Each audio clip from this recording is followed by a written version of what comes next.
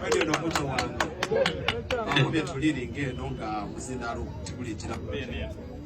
Amuje bale basebo ni banyabo, mwe bali kuida kulwa muganda waife Silicon Avocados kyawire.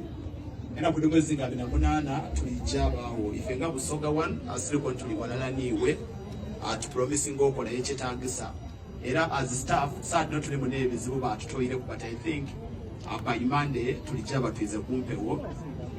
Dizo waida tubita ku Monday tulidaba niche tukola wo tusobola kubanga tukola ki to supporting ho ya sobeza alija kungulia tiketi ta tinesho na mtumba tiketi na mtumba ali aligema send da ticket so yo msharo yo lijambo asende lijambo wa ndikula tiketi ko nga kuli kunendange so unze lijambo ali tiketi ko Dizo aliko lijambo chetinga kwa tanya tusobola okubanga tubimbiza omwana waife otuga gitini no tusobola okubanga tubimbiza.